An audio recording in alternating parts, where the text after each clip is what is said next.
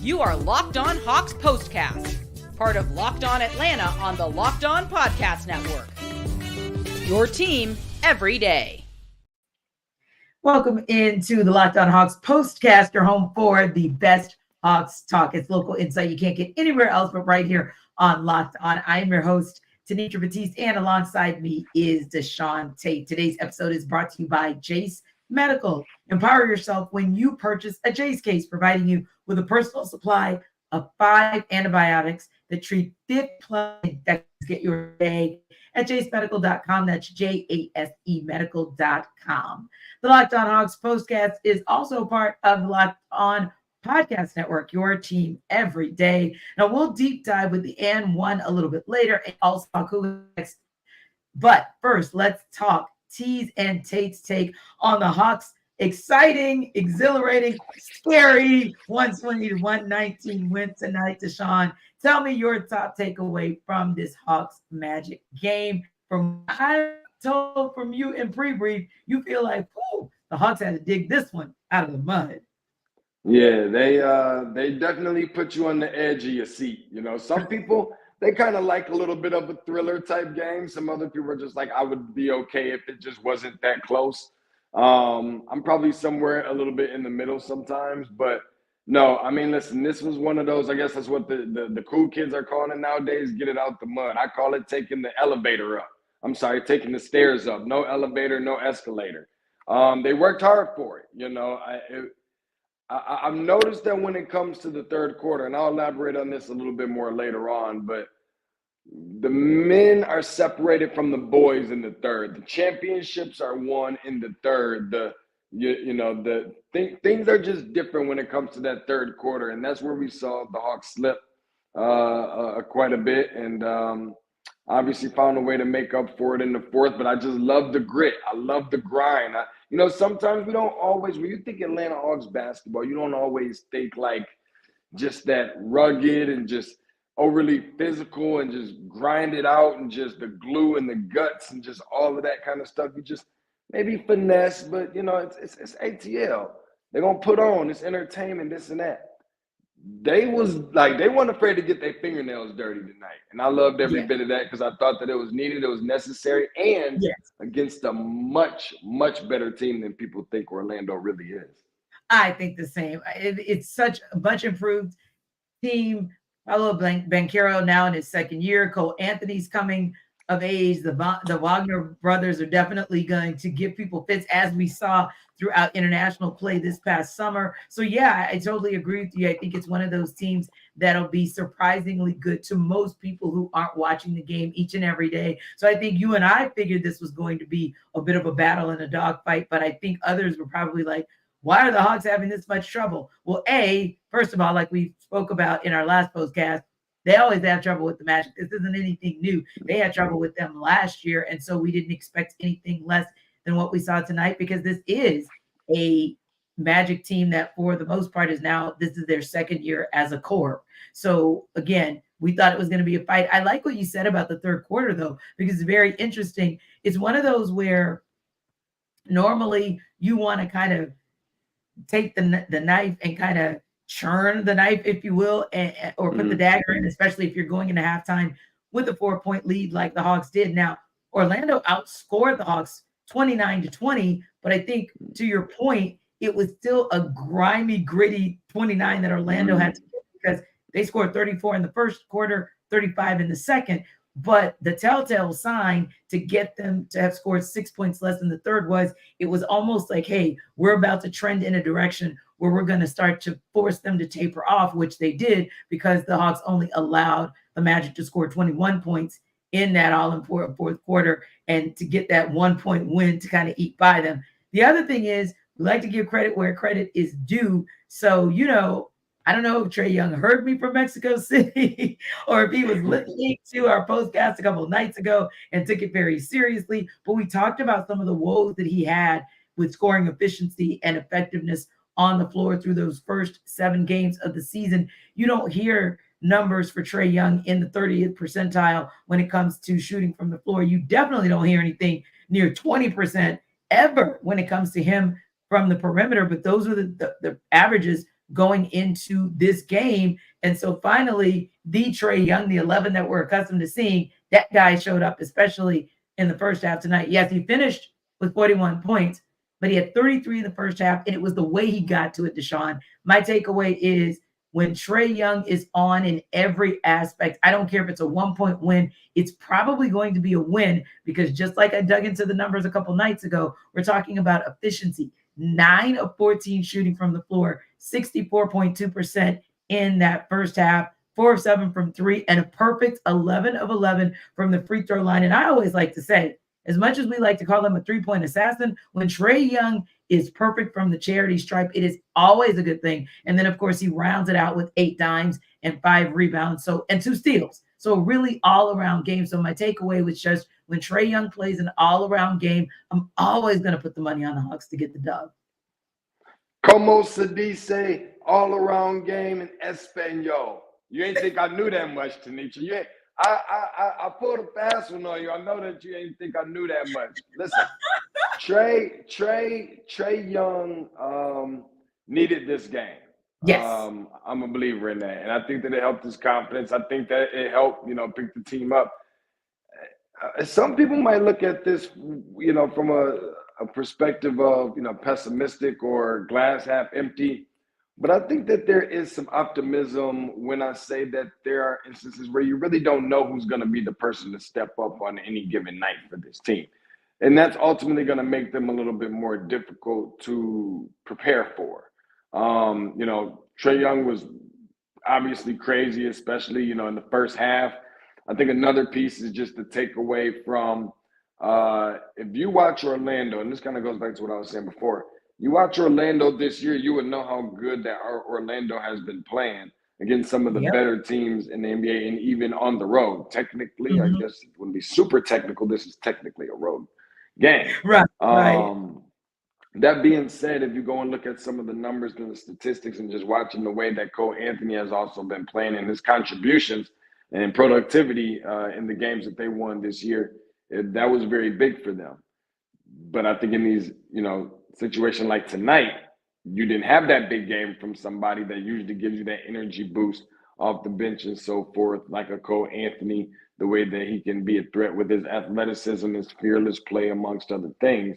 And Trae Young just obviously got the better from him tonight. So I thought that was something else that was definitely very telling. And listen, I appreciate the grit. You know what I mean? Like I just that part, and it was tight for the most part in a large way. Like even though Atlanta ended up going up at one point in time by 11, it never felt like Orlando was completely out of the game. Right. That would be something where I would like to see Atlanta kind of take off on them a little bit more and extend the lead. But yet still a team coming all the way back and then you finding yourself down by 11 and you cut that deficit and end up winning the game. It's a plus. You don't want your wins that way, but you a damn sure take them. Right. And we'll talk about that in the and one, the confidence versus the concern on doing this type of cardiac kid situation. But I love a tweet that the Hawks just sent out where it says literally down 11, as you just mentioned, with 8 minutes left in the fourth, we sign up for 48. And that's the truth, because that's the definition of a grimy, gritty team. Like, all right, fine. We were up 11. Now we're down 11, but give us all 48 and let's see where we land. And if you land in the win column, then that's what matters. Also, an amazing night from Trae Young, pretty much wire to wire. But sometimes it's not just about an amazing night, wire to wire. It's what you do in the moments that are amazing. And that was Dejounte Murray. Only 16 points tonight. Pretty quiet night, except for the last 5 minutes of the game. Starting around that 5-minute and 10-second mark, he goes to the free throw line. And yes, he misses the first, but he gets the second. And then just about every minute from there, you see some big time plays from Dejounte Murray. He gets the ball back at the most critical juncture. And of course, had some assists along the way, but at the 31-second mark, and this goes back to something that we talked about before and how this backcourt is learning to play together. And it's that Trae Young was one of the hot hands. You and I will talk about the other hot hand in the next seg, but he was one of the hot hands. He was the hottest hand of the night for the Hawks. And yet 31 seconds left. He finds Dejounte Murray. Dejounte Murray drains the three, and that's game. That's the other key component here. That's a different definition of grimy and gritty. Gritty is when I'm not going to finesse the ball and try to just find an open three for me. I'm going to see where the open man is, even though I know I have the hot hand, and I trust my guy in the backcourt to get it done, and he gets it done to the tune of 120 to 119. Now, when we come back, we're going to deep dive a little bit more. We're going to talk about that defense, that consistently inconsistent defense that made Deshaun Tate smile tonight. And we're going to talk a little bit about a guy from the bench mob that showed up in a way Deshaun was pleased about as well. But before we do that, let's talk a little bit about eBay Motors. All right, I don't know about you guys, but when it comes to partnerships, eBay Motors is definitely that. They teamed up with Locked On Fantasy Basketball host Josh Lloyd to bring you some of the best fantasy picks each week, all season long. Whether you're prepping for a daily draft or scouting the waiver wire, every single week, we're going to provide you players that are guaranteed to fit on your roster. So let's see how Josh has picked out, or who rather Josh has picked out for us this week on eBay's Guaranteed Fit Fantasy Picks of the Week. So let's talk a little bit about some of the young guys, some of the newbies, and we'll start with Brandon Miller.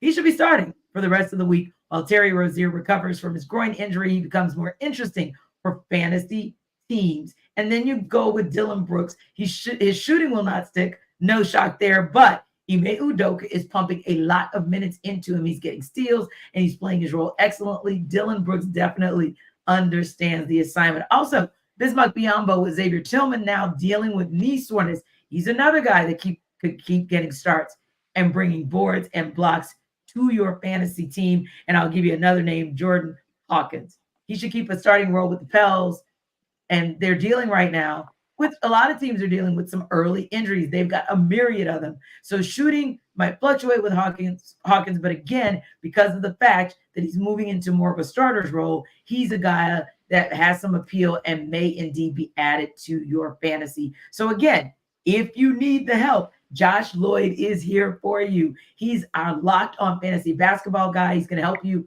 win your fantasy championship. And eBay Motors knows a champion team is about each player being a perfect fit, just like it knows for your vehicle. And I've told you guys before, I've definitely utilized them to get parts, and it has worked to my advantage. When I had a brake situation about a year ago or so, that's where I went because I wasn't about to overpay for brakes that I had not counted on having to need at any time. And eBay really rescued me and saved the day. So with 122 million parts for your number one ride or die, you can make sure your ride stays running smoothly. Brake kits, LED headlights, roof rack, bumpers, etc. eBay Motors has it. And with their guaranteed fit, it's guaranteed to fit your ride the first time, every time, or your money back. Plus, at these prices, you're burning rubber, not cash.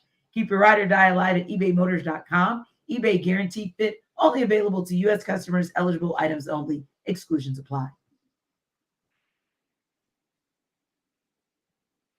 All right, Deshaun, you know what time it is. It is the deep dive hour and one. So tonight's 120 to 119 win saw the Hawks battle back from a double-digit deficit for the fourth time this season. Now, you teased it as we were getting out of that first segment, and that is perspective is everything. So for you, are you more confident because the Hawks were able to battle back from an 11-point deficit to get the dub, or are you more concerned that they keep having to battle back to get wins? I would say that I'm confident. I'm certainly probably closer to the gray area on that than the person who's probably overly confident. But I am confident. And the reason why is because, there is, we're still talking about, less than 10 games. Yes.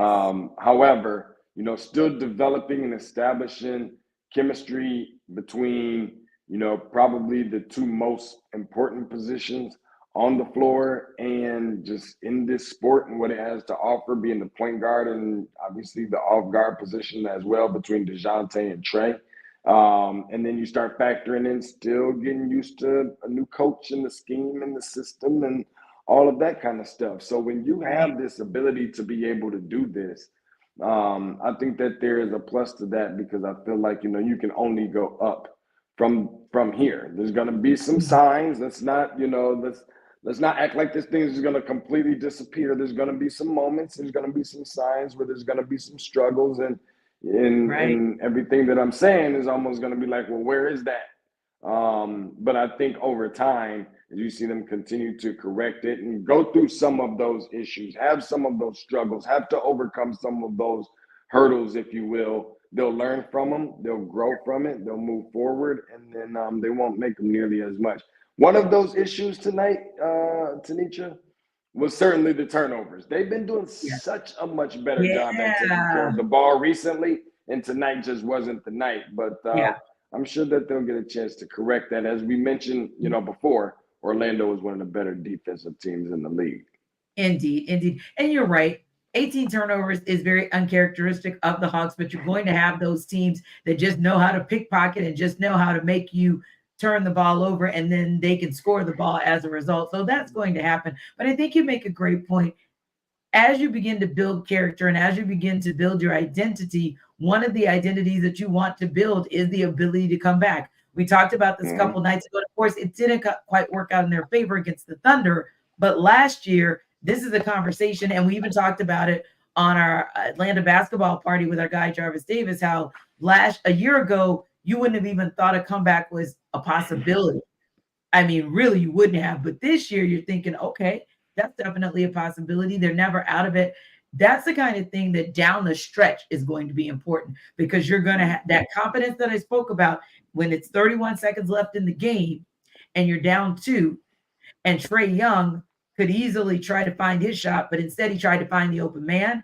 That's the kind of thing that you want to see more often than not, especially when you're talking about comebacks, because those are the moments where if you're trusting 8 games in, I'm going to say you're probably trusting 82 games in as well, which means that we're going to see you in the postseason trusting in a great way too. Also, I think one of the things that we talk about is how you win the game, like, across the entire board, meaning not just what your backcourt is doing or not just what your starting five is doing, but how are you winning this game with each player when he's inserted in the game? Is he doing his job? So seeing one of these massive blocks from Onyeka Okongwu at a critical point in the game, you're doing your job. Jalen Johnson, you're taking a charge like Quin Snyder talked about, and we mentioned in that first segment, you're doing your job. Do the job that you're asked to do in that moment, so that if you get an opportunity with 31 seconds left to win the game, you walk away with a W. Yeah, and I'm gonna tell you this other part too, is that one of the concerns sometimes that I have for this team is that are they gonna play down to the competition? Yes. I got a really good feeling that when they're gonna play the Lakers, and when they're gonna play Denver, and when they're gonna play all the really good teams in the conference, when they play Golden State, when they play Milwaukee, I got a good feeling what kind of team I'm gonna get. Yep. They're gonna have that gritty and that griminess to them, and they're gonna come and compete. But will they treat Orlando like they're wearing Milwaukee uniforms? Will they treat some of these other teams, Charlotte and some of these other ones, like they're wearing the Lakers purple and gold? So I do think that we're going to get closer to that. Hopefully, we can get to that point. But I will say that it happens as a team effort, and this team went out there as a team tonight. Trae led the way. Last week was Dejounte leading the way. He was 40 something points as well. And Trae did a good job at sharing it. And you know what?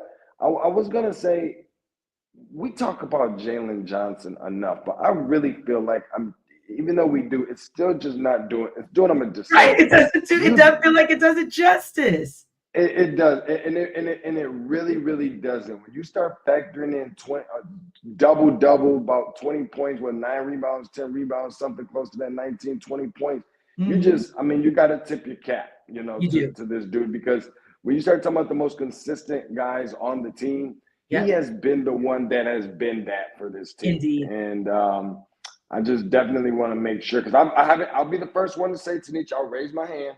I haven't been the one that have always had the nicest things to say about Jalen Johnson. And I like to be transparent, because in this particular situation, I really do like to be wrong. Kudos to Jalen Johnson. Yeah. And you know me, I've been a JJ fan from day one. I've been rooting for my guy because I've been following him and covering him down with his play in the G League. So excited about that. Listen, I know. Well, Tenitra, that's because he's a Dookie. I know how much you love the Dookie. So yeah, and in spite of himself, in spite of his painful affiliation with that godforsaken team. No, but I do love anytime a guy can humble himself and say, hey, I'm here to learn. I'm soaking it up like a sponge, and then I'm actually putting it into practice. Listen, I know we only got a minute, so Deshaun, I'm deferring to you on this one because you point out the consistencies when they're there, and Jalen Johnson and Clint Capella drew charges late in the game. That completed the comeback. How pleased were you that the type of consistency you've been looking for on the defensive end of the court showed up in big moments tonight? It did. It didn't show up throughout the whole game like I would have liked to. And especially when you talk about that third quarter, if you could sacrifice any other quarter, I might be a little bit more okay with than the third one. And again, almost any other quarter. But like I said, I mean, when you still got things to work on and improvement, that there's still, to be made and errors to correct, and amongst other things, still able to win a basketball game against a really good team. I mean, that's got to be saying something about you. And it starts on the defensive end. I don't think it was just that. I think one of those plays, who was it? I think it was Onyeka Okongwu blocked Markelle Fultz, and it just went crazy. This was some point in the second quarter. So between taking charges, getting on the ground after loose balls, doing all the little things, creating second chance points and rebounds. I know offensive rebounds, these two teams are top 5 in the NBA in offensive rebounds. I don't know if you have it right there in front of you or not as to who won the offensive rebounding battle on tonight. But so a lot of times those little things are very telling. It's not always about the points or just this and that. Sometimes it's those little things. I think Atlanta did more little things than Orlando did on tonight, and that's a big reason why they're adding a number to the left side of the result column.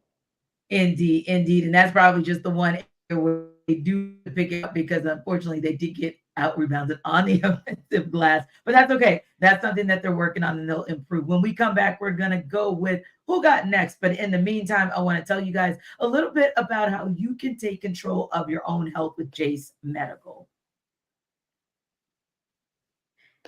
Now, with Jace Medical, you got to think about this. We spend a lot of time talking together. You and I, we get fired up about different things, wins and losses mostly, right? Who starts, who sits. But really, today, I want to talk a little bit about things we need to get fired up about our health and how to improve it. I just learned you can get a 1-year supply on ED medications. You realize what that means?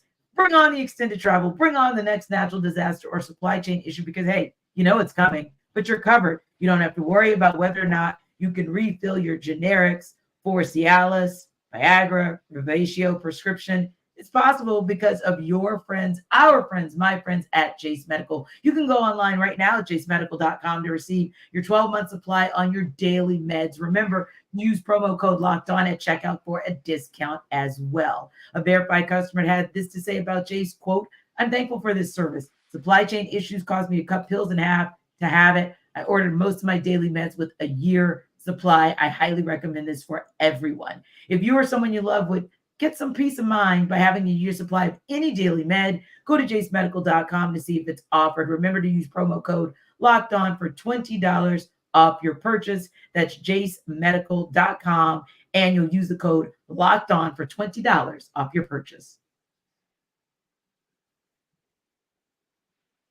All right, time to talk a little bit about who got next. All right, Deshaun, this is when you and I have a little fun with it. The Hawks stirred up a little controversy today with the team releasing a video for the OnlyFans website. You know what OnlyFans is, featuring announcement for the in-season NBA tournament. Now, was this the social media admin team for the Hawks just having fun, or Deshaun, were they doing too much? I don't know. I'm all about the creative. Not that I know a ton about OnlyFans. Sure you know. But no, I think when you have creative ideas, and Atlanta's just one of those cities that's just kind of known for just there. It's such a fun city, and it's all about just new, unique, different quirky little areas to promote Hawks and everything else. So I think you'll be really hard pressed to find somebody that doesn't think that the ideas that Atlanta comes with are ideal and very fitting sometimes. Right. And you got to know Harry's personality. Harry the Hawk is, I mean, he's the guy who at NBA All-Star games and when they kind of do like the All-Star mascots, Harry's always a part of it. And it's because he doesn't mind doing anything. He doesn't mind making fun of himself. He is very much the guy who epitomizes what this city is all about. So to me, I mean, it was a little uncomfortable because I'm not sure I like to see Harry doing kind of like a striptease type of act situation because I know Harry, like Harry's my coworker, so it's a little tough. But if Harry wants to get his sexy on, Harry wants to get his sexy on. Now, Willie Carswell Jr. was just telling us what he thought about, and he's not necessarily talking about Harry, but I do want to give him a shout out because he said, hey, Tenitra and Deshaun, Ice Trae is that dude. Enough said. Cannot agree with you more. Every time he shows us how chill he can be, how he will put you on skates and put it on ice. We're here for it, Willie. So thank you so very, very much for that comment, and appreciate you just rocking with Trae and recognizing the all-around game because that to me is so critical. I love to look at the box score. We both love to look at the box score. Mm-hmm. Ultimately, it wasn't even just about the 41 points. It was the efficiency from the floor, the efficiency from the field, the efficiency from the free throw line, and most importantly, 2 steals, 5 rebounds, and 8 assists. You can't ask for anything more from him.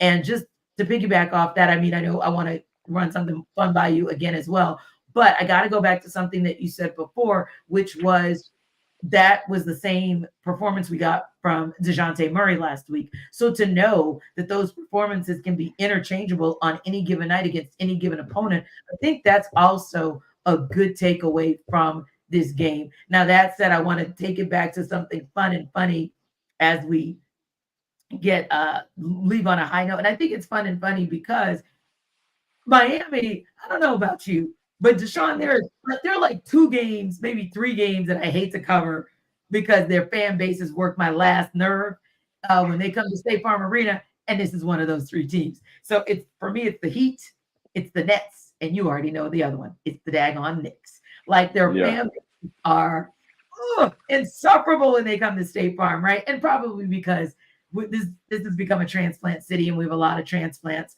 from the tri-state area up top, and also a lot of transplants from South Beach. But as a guy who's covered the Hawks for a number of years, what's that fan base that absolutely gets under your skin when they come into town and you have to cover that particular game?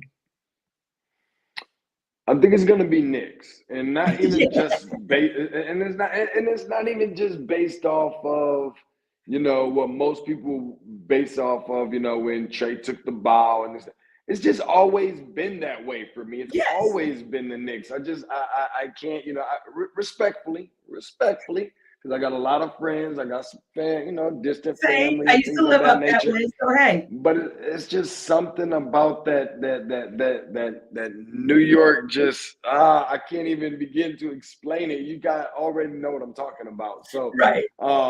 There is that piece, where most people feel like basketball was born. Everything's born in New York. America is New York. Basketball is born and bred. It's still the Mecca. All of that. So that can be bothersome from time to time. But you know what? While that might be the one, I'm really looking. You surprised me with the Miami one. I'm really looking forward to this game against Miami.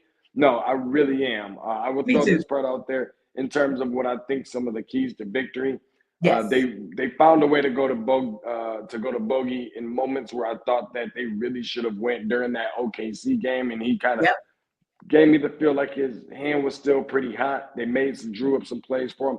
Over 50% from the field tonight, over 50% from 3 tonight. That doesn't happen all the time. They put him in there, they ran some plays, and he got some good shots up. And then Trae Young on the defensive end. This is not a typo. You are not hearing things. No, we meant that. Actually saying exactly what you think I'm saying. Trae Young cutting off passing lanes. Trae Young playing defense. Yeah. I think you got to tip your cap. If not anything else, forget about the points. The ability to lock down on defense, all that being an extension of the coach. I love it. Looking forward to it against Miami. I am too. And I think it's one of those things where this Hawks team kind of showed you what they were capable of when they played the Heat in that play-in game last year. But we also acknowledge that it is a bit of a new look Heat team. So I'm very intrigued about that as well, because you've got another divisional matchup coming their way. And, you know, when I look at the Heat, they're like 4-4. So they're kind of both in that same space. Of course, the Hawks going into that game 5-3. So I think this will be a nice little test. And of course, the Heat won their game Wednesday night. They played Memphis. They beat them by 6, but Bam Adebayo absolutely went off. 30 points, 11 rebounds. So I'm interested to see what Quin Snyder is going to draw up to keep Bam in check come Saturday. So I know both of us will be there and excited to cover that. Of course, always excited to talk to you guys with a little bit of post game. So don't forget, we appreciate you as always for stopping by this Locked on Hawks postcast. We are your home for the best Hawks talk. And don't forget to like and subscribe to our YouTube channel. But also, don't forget tomorrow to check out the Atlanta Sports Party. And as always, congrats to the Hawks for getting a dub. And we hope that we're coming back to you guys Saturday night talking about another one. All right, Dejounte, we'll see you. That's the Dejounte dance you're going to see if these guys lock down on defense once again Saturday night. See ya.